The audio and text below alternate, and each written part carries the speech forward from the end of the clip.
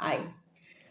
So we're going to talk about Purim today, and Purim has to do with self confidence, and because the biggest Amalek is that Amalek that sits behind us, and tells us yeah, you think you're making tshuva, you think you're really changing your behavior, your trades, whatever like you want to change in life. You're really kidding yourself. You're not really changing anything.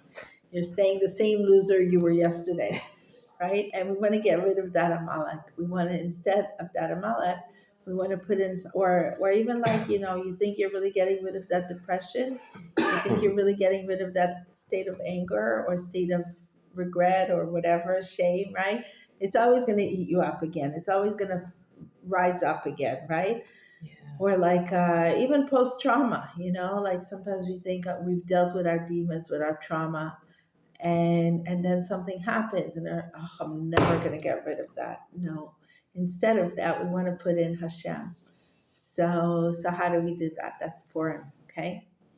So it says, what is Amalek? What is the greatest evil in the world? The greatest evil in the world is when you take away somebody's self confidence. And why is there no peace in the world? Because because people who don't believe in themselves can't make peace with others. It's like if you don't make peace within yourself, you can't make peace with others. So we have to believe in ourselves, and we have to believe in peace. So we have to believe in the fact that we can make peace with ourselves, so we can believe that we can make peace with others. Now, what do you mean by making? What does you mean by making peace? Like harmony Like harmony, yes, that's a good word. between people?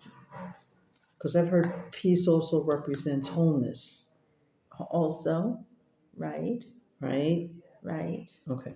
So you have to be whole in yourself and happy within yourself in order to be able to be happy and Right. whole with someone Right. else. And what is wholeness? What is self wholeness? Then the next question would be, what is self I was wholeness? going to go there. Right.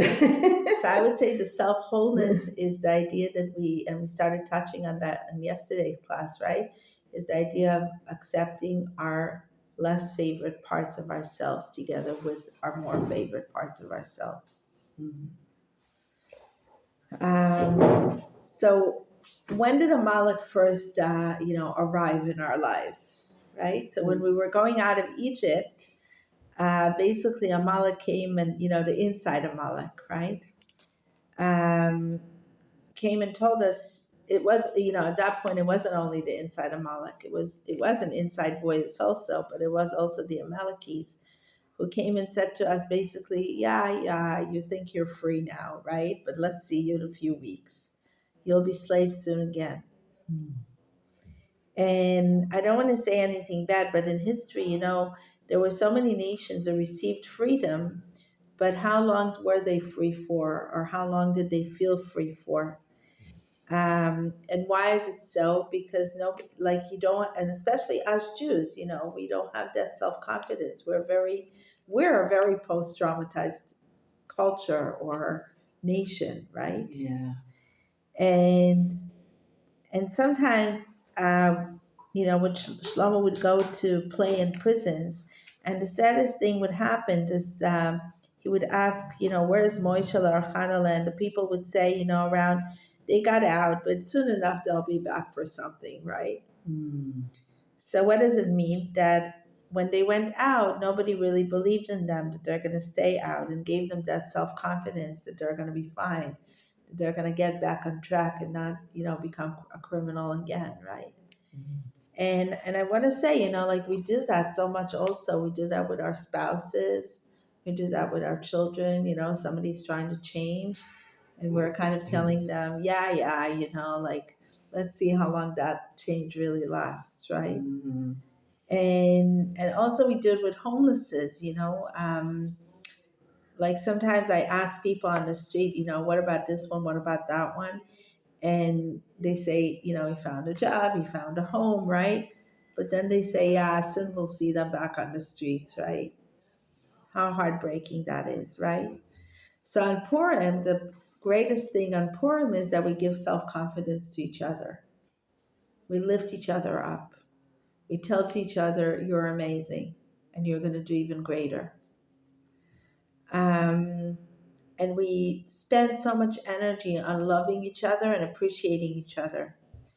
And the Megillah is mamish, it's like an atom bomb. Every word in the Megillah is like an atom bomb to give us self confidence. Because basically, every word in the Megillah, every other word, not every word, but every other word is like saying that basically God, right? Because every other word is Achashverosh, right? And Achashverosh is like saying basically God. Basically, the king is God, right? There's only one king. And we want to plant that king in our feelings of knowing that Hashem is really controlling us, that He gives us strength in every moment to make the right choices. So it's not like we're not doomed to yesterday's choices. We have a new opportunity to become a new person every moment, every day. Which Esther does. She becomes a different Right. person. Rise up to the opportunity, rise Yeah. up to the situation, And right? Mordecai too. Right? He wouldn't bow to Haman. Right. So the greatest story of Purim is about Pinchas, and Pinchas came to the Rebbe of Koznitz on Purim, and he was so sad. And before he, started speaking, he was stuttering, like Good Purim with a weak voice. And the Koznitzer would tell him, Pinchas, you're my best friend in town. How can you tell me Good Purim without bringing me a shalach manis? So Pinchas didn't even have one dime. He didn't have one dime for to make a Purim Seuda. And he said, Rebbe, I love you so much, and I would love to bring you a Shalach Manas, but how can I? I don't have anything. And the Rebbe said to him, the first thing you need to know is to learn how to say Good Purim. So he started.